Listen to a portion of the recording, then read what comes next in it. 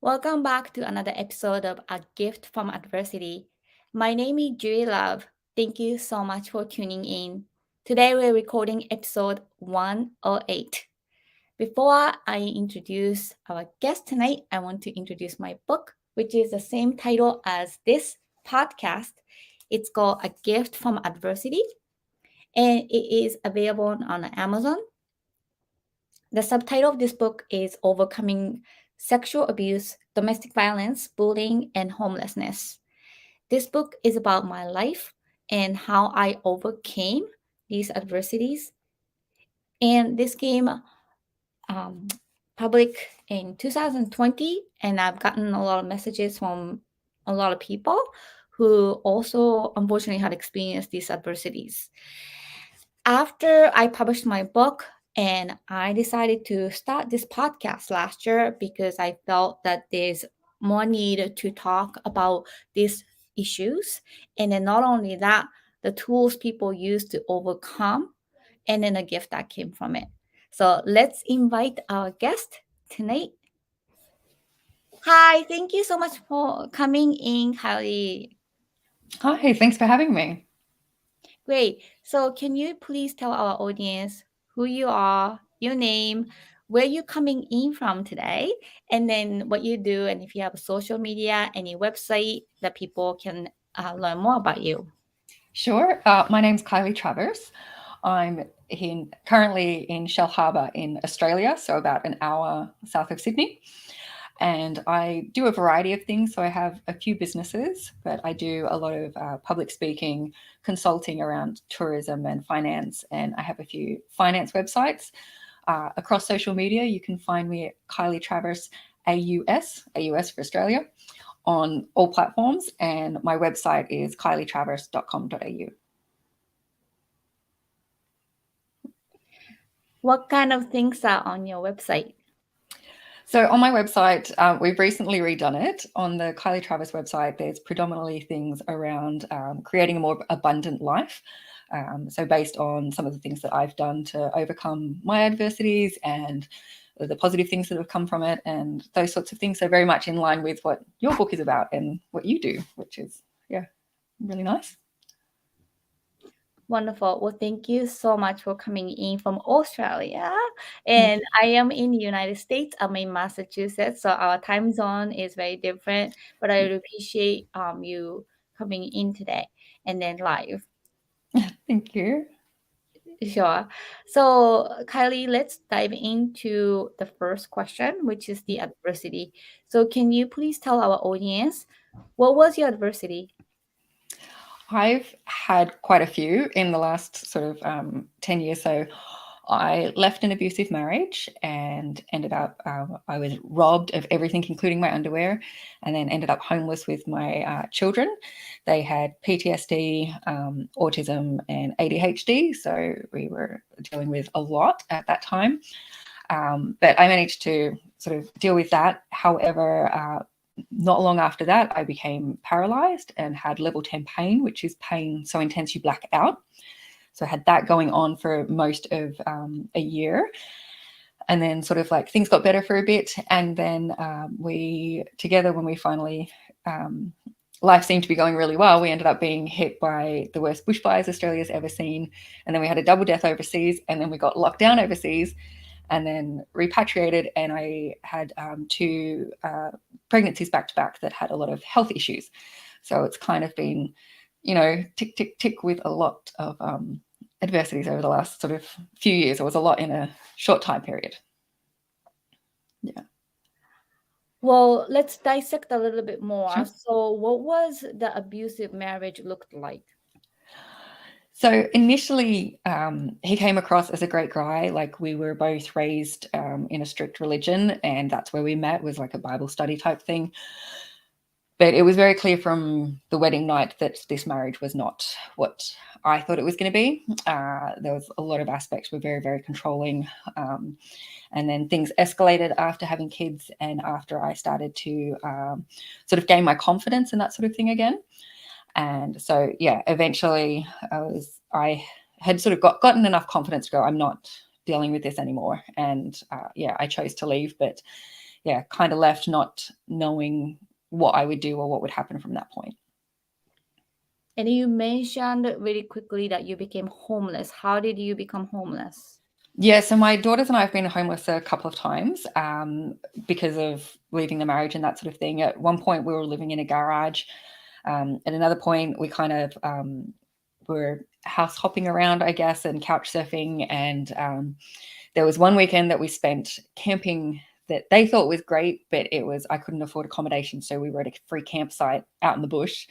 And they still think that weekend was great, but they have no idea that it was because I couldn't afford for us to be anywhere or have a home and couldn't rent anywhere. And and then there was a period of time where I did obviously have a rental in that, but because of stalking from my ex, we couldn't live where I was paying rent. He also wasn't paying the mortgage on the house that we owned together during our divorce process. I was paying for that, and so it was just a complete mess and unaffordable, and we had nowhere safe to sort of live. So fortunately, we had some friends that we were able to sort of crash at their place for a bit.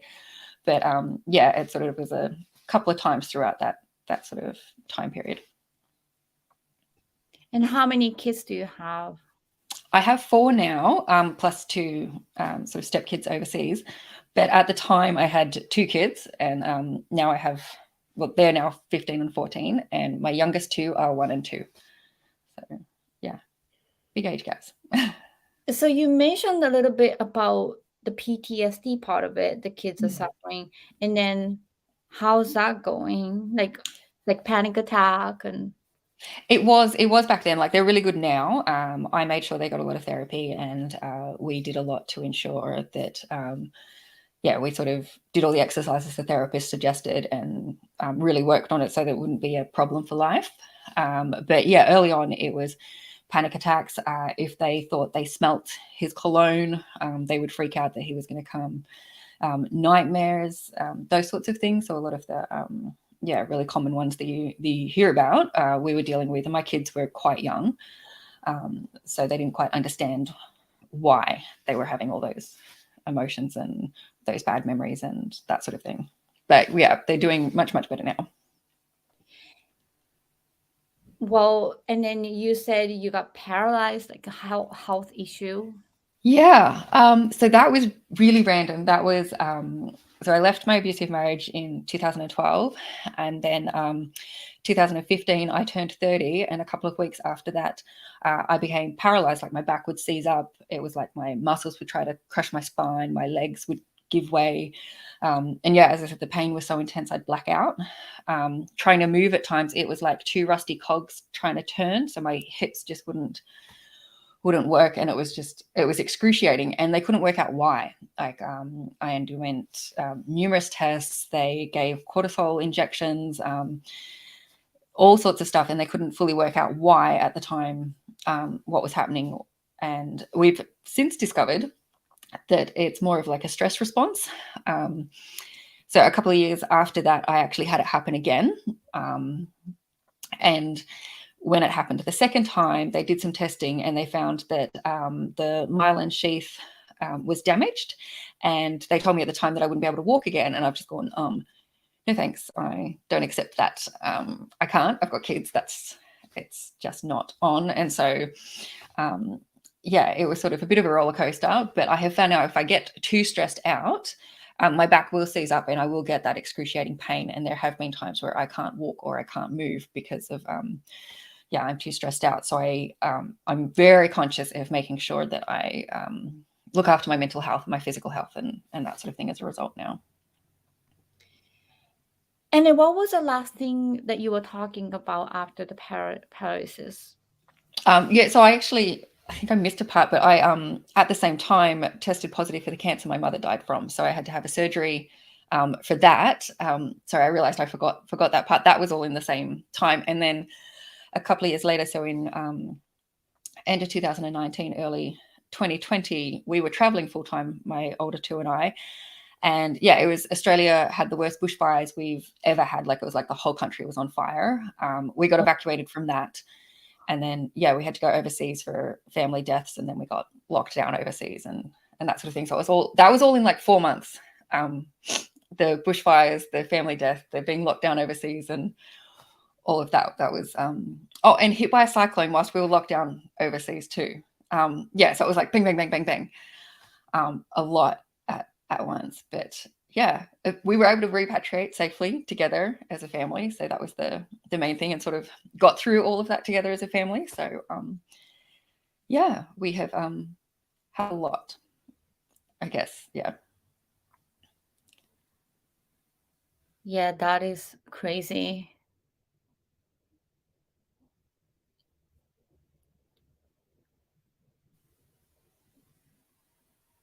Are you there?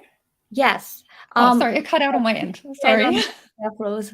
But anyways, so first of all, I want to ask some issues about domestic violence against women, and then in abusive relationship in Australia. I don't know what's going on in Australia. I just had a guest from India where domestic violence is really tolerated and there's no punishment for the other party. Like forget about restraining order or anything. Police not helping. How is it in Australia? How is the understanding of domestic violence and then protection of the victims and the police response and social workers and stuff? How is it? It's improved a lot, but it's still not great. So when I was going through it, it was terrible. We have, on average, 1 to 2 women a week die from domestic violence here, so that's quite a problem. And yeah, there can be a lot of victim blaming. Police, like on the night I called the police, they took hours to get to me, so I had to make him feel safe and pretend everything was okay for hours, and it was extremely stressful. And then they took him away and released him after an assessment in the hospital saying, oh, he's fine. So that wasn't great. The court system was atrocious and very much let him get away with anything, and sort of just pulling all sorts of tricks. He accused me of different things, and I had to have like a full psychiatric assessment that cost thousands and all this sorts of stuff. All of that has changed from what I understand the last few years. It's not, there's more in place, but it also seems to be increasing drastically as well. So it's a significant problem. How does police take you so long?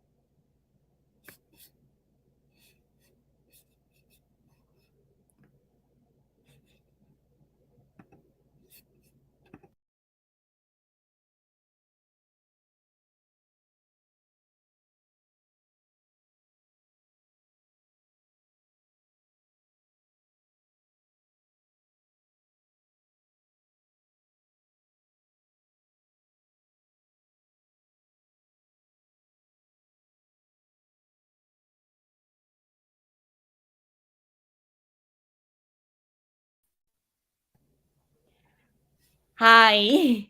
Hi, sorry, it keeps cutting out, but my internet says it's connected, but That's okay. Don't worry sorry. about it. Now I can see you fine. Okay, cool. I've got no idea where we're up to because I was talking and then I'm like, oh, it's frozen. And then Yeah, don't worry. I can um, patch the audio part of it afterwards. Yeah, so we're talking about the domestic violence and why the police took so long to get to where you are. yeah, I have no idea because they were actually, the police station was like 4 streets away from my house. So it wasn't even like they were that far. He had a knife.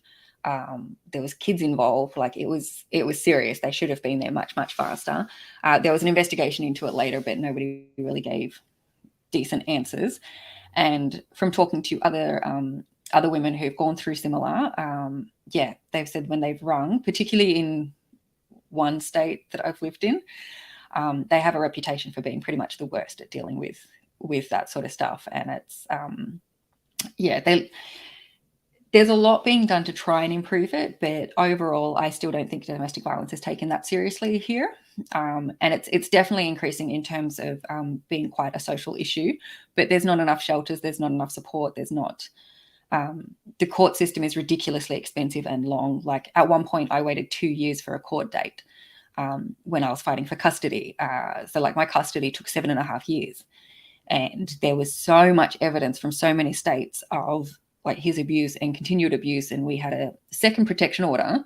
The second one they granted for 5 years. You would think at that point with child protection going, he can't be near them, that would have been enough for the court to go, yep, all right, like we'll step in here. But they didn't.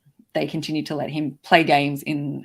I've since been told that the court system has changed and that my case has been used to help with some of that changes and has been used by many other people for their case to help with custody and that sort of thing. But it's still, it's terrible, I would say. Better than some other countries, like my in-laws and that are in Vanuatu, and a lot of the countries in the South Pacific don't have a lot of laws around domestic violence, similar to India. But yeah, Australia, I think, has a long way to go, a long way. It's very, very surprising to hear, like, a country like Australia, it seems like economically, socially, like, advanced.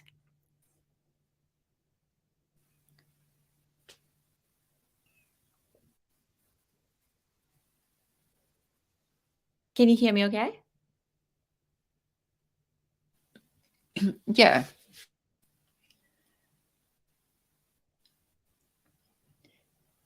So I don't know if I can now. Okay, cut out for a bit.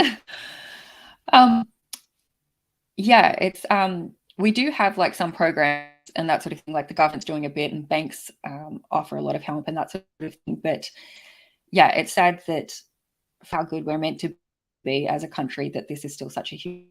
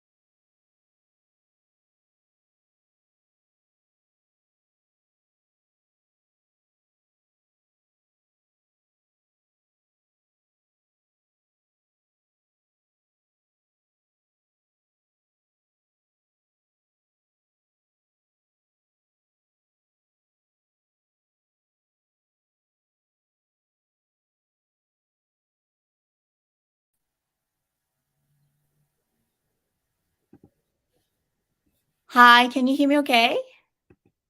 Yeah, I can now. I don't know, it kicked me out. Yes. So I don't know.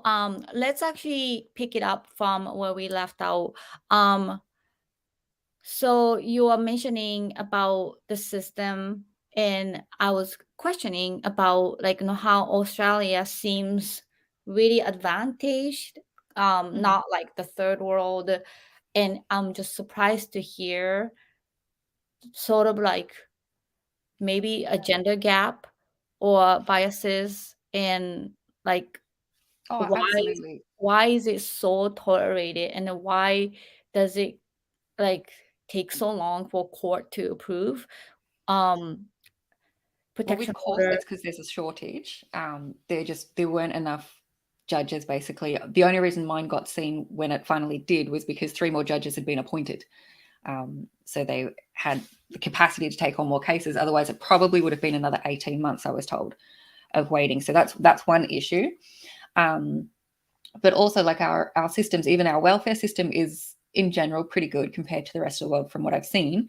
But things like child support, for example, it's very easy for people to sort of dodge paying that.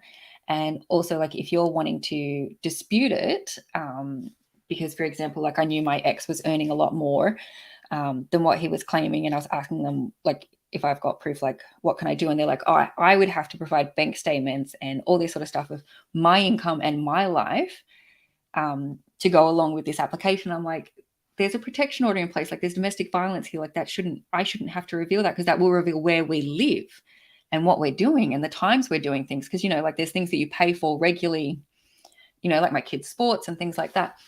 And I couldn't seem to get anywhere with it. And I was shocked that, like, in 2023, there's nothing in place still in those sort of circumstances to protect victims in a country like Australia. Like, we have all the technology to be able to do it, but they just, didn't seem to be able to do much. So I just left it. But yeah, that surprised me. I thought we would have been further ahead in terms of dealing with domestic violence, but we're not. Yeah. So you kind of mentioned about the knife that he was holding. Was there more like also verbal abuse? Maybe. Oh yeah, there was all Yeah. sorts of abuse. He was only convicted of assault with a deadly weapon, though. That was the only one that actually went through court and that sort of thing. Because by the time it actually got to court, it was like 2 years after it all happened, and there was a lot of other things going on. And they were like, you can either let him plead guilty to these parts and that'll be it. Otherwise, you can go through a full trial and testify and all that sort of stuff. And I just, at that point, didn't have, I guess, the energy or resilience or anything to go through with a full trial. But yeah, it was for the whole marriage. There was all sorts. I am very sorry to hear this, and absolutely I can understand. And when you're going through this divorce itself and then abuse, and then you don't even know that you're getting into this marriage, and then you have children, and then you have this biases and social pressure that you have to have this perfect life and perfect marriage, and Yeah. you have to kind of pretend. But then when you start to break down to like hell, and then your childrens are there, as a mom, that I can't even describe how hard it is. Yeah. And the system being sounded like so broken, Yeah. and like I don't understand.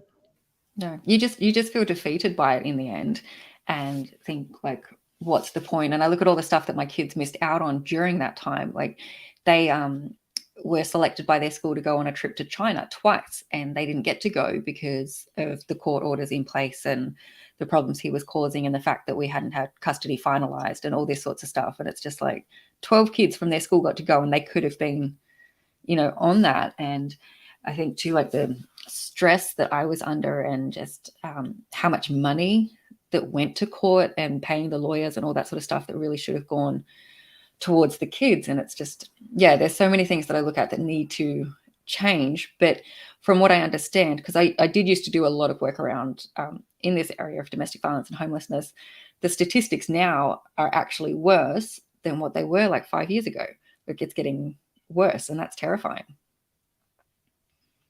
Why do you think it's getting worse? Part of it would be because of COVID and everybody being locked down, and what they've sort of theorized is that people were going out and not seeing each other as much, but then when they're like locked in, because Australia had the strictest lockdown laws in the world for that time period, domestic violence escalated drastically then. Also, we have a huge increase in the cost of living, way beyond what people can afford anymore. We've had more interest rate rises for mortgages this year than ever before in history. Housing skyrocketed over COVID and that sort of thing. And so there's a lot of pressure within families, and a lot of people don't know how to manage that pressure, and as a result are sort of lashing out. There's a lot of financial, verbal abuse happening, as well as the actual physical abuse, and drinking increased during that time as well. And that has sort of led to a lot of those sorts of things as well, from what I've read and what I understand, that those are the main causes at the moment. and women can't leave. Well, not just women. Like there are circumstances where it's any gender, like it can happen to anyone. Um, but there's not enough housing. Like there's a massive housing shortage, affordability shortage, huge wait lists for any sort of help and that sort of thing. So people are actually stuck, like they've got nowhere to go. So they're stuck in the circumstances where they can't, there's not a lot that they can do about it, or it's extremely difficult if you don't have family or friends or someone that can help you. Yeah, so I think those are all some of the reasons that it's increasing, because there's nowhere for people to go. Yeah. That sounds very heartbreaking. And I've heard that same thing about domestic violence increase because, in school, say in America, if the guidance counselor notices the kids are having a bruise or like some, anxiety, then they will check in and then they are mandated reporters. But then with the online learning that they can't see those evidences and then not as like visual, and then parents who are absolutely extremely abusive, they could hide that too. So I think in that sense that I've heard that in America as well, that domestic violence definitely increased during the pandemic because of lack of supervision and monitoring, or like just being able to identify even doctors. And then even have a friend who's dentist, and then he said he was trained to even like see some of the structures by looking at the teeth, that if they were also the victim of domestic violence as well. Yeah. So well, thank you so much for sharing that. And then I'm very sorry. And then I just want to relate with you, and then also um, express to our audience that when you are in this situation and you have to go to court and you have to deal with this paperwork, and it's just a nightmare, and it's so much pressure. And as a mom, you feel double pressure or triple pressure to be okay. And then recently I had so much rashes all of my body, and they said acute urticaria, acute stress urticaria or something. So basically like whole body, like my body got like covered with rashes. And it's they said the only reason they can explain is the stress and psychosomatic. So I understand, like, sometimes doctor can't even figure out like what's wrong with you Yeah. physically, because your body simply cannot take it. Oh yeah. From what I understood, there's a lot of research that's gone into it. To like women that leave domestic violence situations, it's not uncommon that they will get cancer or heart issues or some sort of extreme health issue within a couple of years of leaving, because your body stores so much stress, and then at some point it's like you can't cope with that much going on. And like as you said, with court and all the stress and all of that, I also think that um, as mothers, you have more judgment placed on you in comparison to single fathers. Single fathers tend to be praised for being there and doing it all and all that sort of stuff, whereas single mothers tend to be judged like you've done the wrong thing. And it's like so many women I've spoken to that have left and ended up in that situation have said that was one of the really hard things to deal with, was the judgment from others for assuming that they were, like this worthless single mom, basically. And it's like, well, no, I was fighting for my life and I left to protect my kids. That's, that takes a lot of strength. But yeah, the first thing people sort of assume is like, yeah, single moms are like deadbeats or something. And so that stress added on top of trying to fight and, deal with court and the system and dealing with your ex and whatever else, it's so much. I'm surprised that more women don't have like health issues going through it, like the rash and those sorts of things. Yeah. So I had a thyroid issue throughout my life. I had a surgery as well. And then later on in my book, I explained as well that it's a chakra, which is like opening to like speak out, and then the voice part of it, that like, for the longest time, I couldn't even say that what my father was doing to me. And it's been just such a interesting phenomena that sometimes I was told it's called psychosomatic. So it's manifestation of anxiety and manifestation of this trauma that doctors can't find it on x-rays and blood work, because it just your body can't take it and just manifests. Yeah, exactly. But that's why I had all the paralysis issues and that sort of thing. Yeah.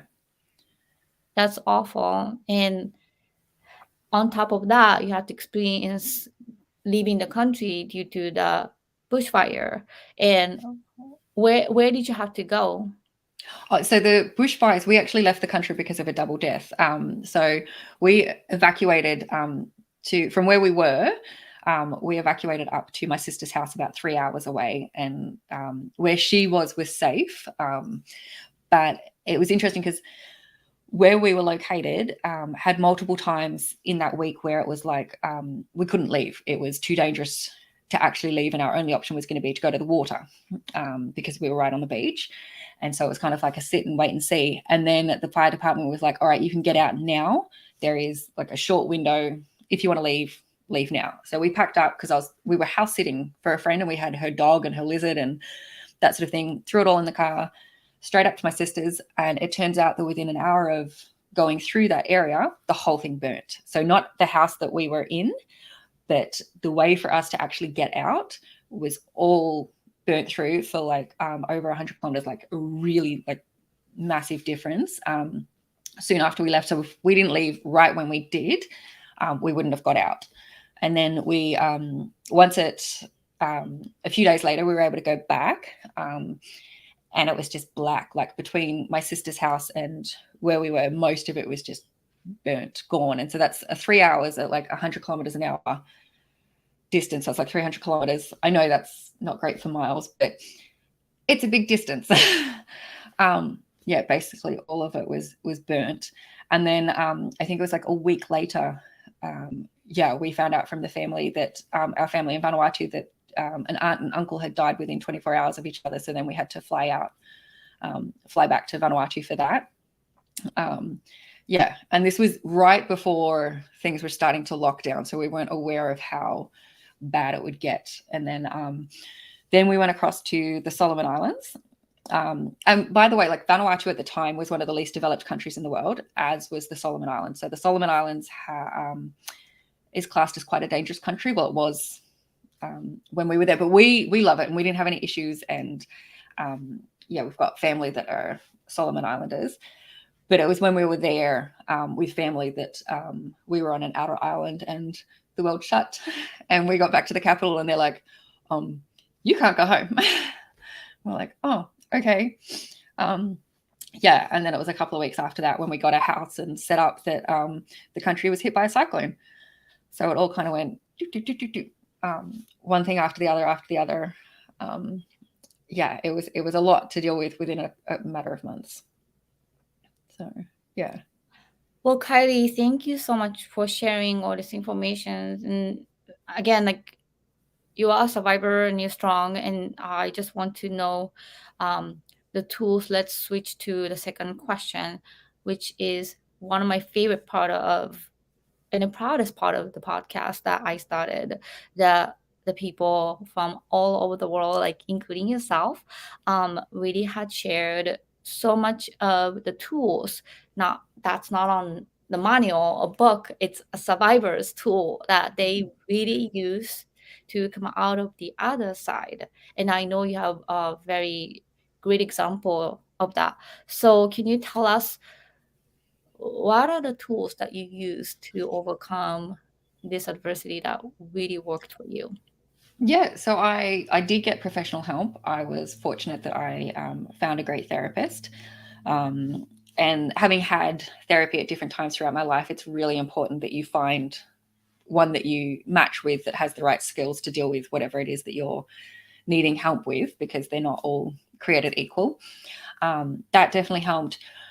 But also a lot of things like I took it upon myself to learn as much as I possibly could about manifestation, the law of attraction, using vision boards. I set very clear goals and tried to sort of visualize and meditate every day on the life that I wanted for my kids and I. And so that then when I would get anxious, especially going through court, for example, I could draw on this visual in my head of my kids and I on holiday, really happy, and swimming and diving and these sorts of things that we enjoy.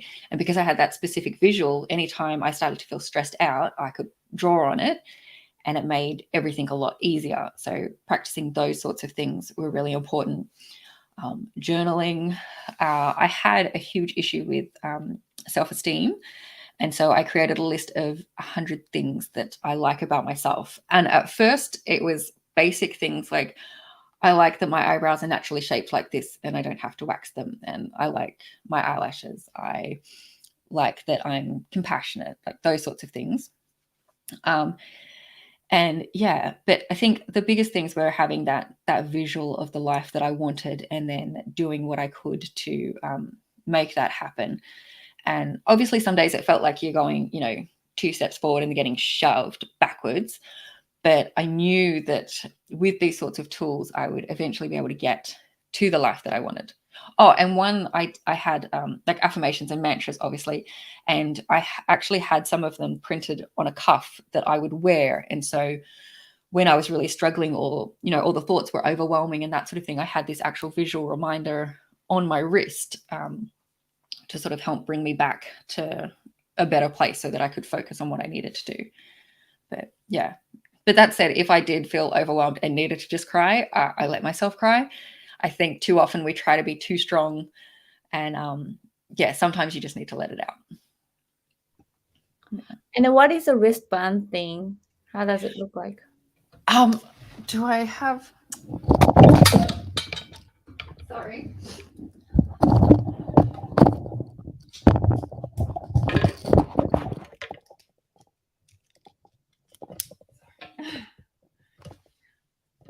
I thought I had it. Oh. I thought I had it behind me, but I don't. It was just a metal cuff from Etsy, and I had my quote engraved on it. So the one that mattered to me. I just ordered it from Etsy.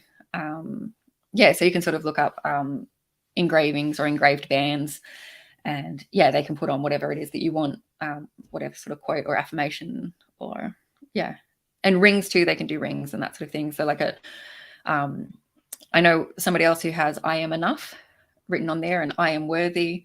Those sorts of things. Yeah. So I like the idea of writing 100 things that you like about yourself. That was a big task, because at the time I was struggling with everything. And so I started to pay attention to the compliments people gave me.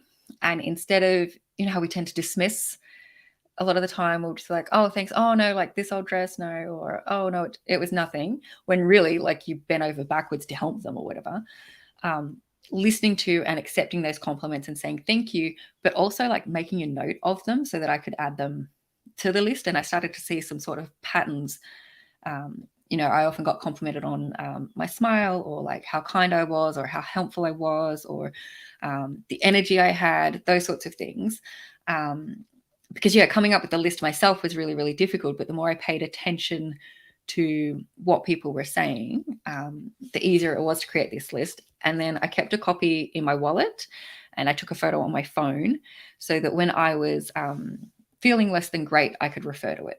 It was something that was like, this nice list that actually, I am good, I am kind, I am this. Especially, I think when you're going through the court process, you leave court at times feeling like, well, I guess scum. Like there's, you just feel so worthless. They've ripped to pieces every part of your life. And my ex made up a bunch of stuff.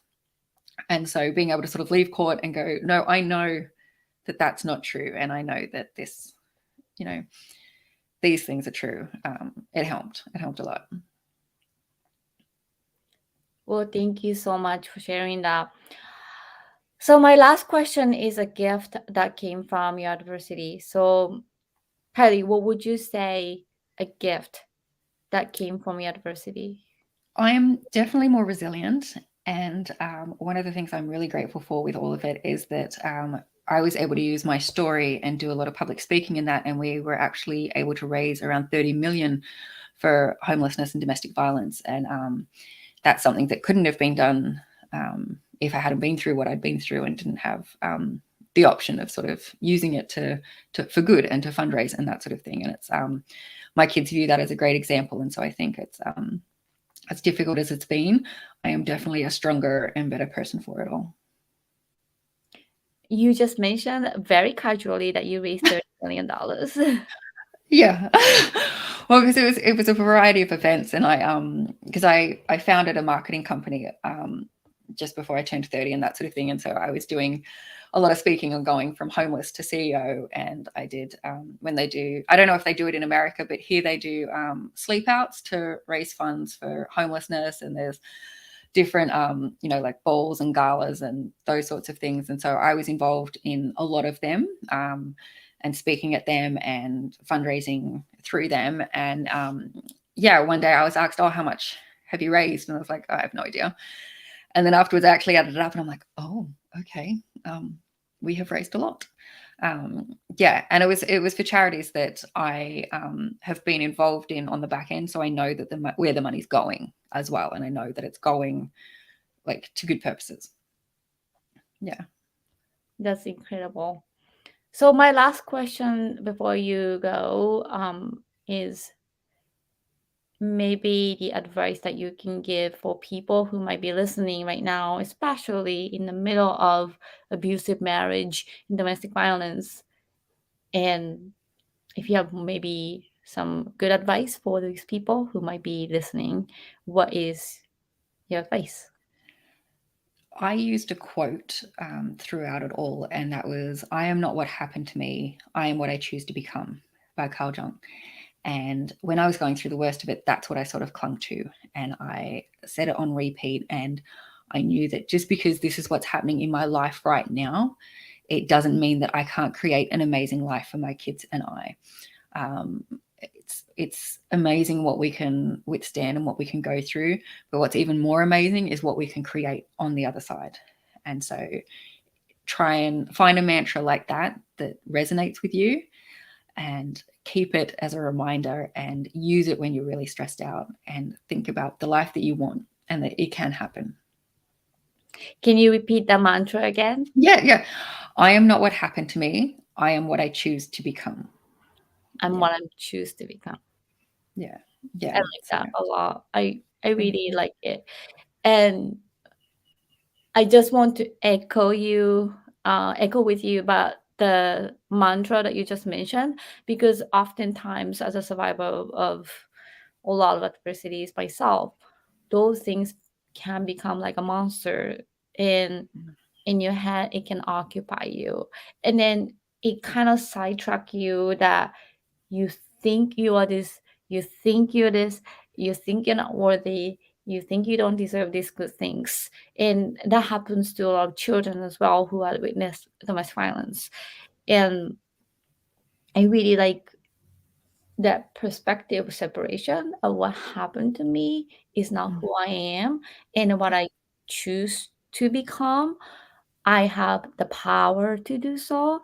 In everyday's choices are important, that like how you take care of yourself, how you take care of others, how you take care of your children, and then the daily life, it's really really really hard, especially when you had unfortunate experience the domestic violence and then these adversities.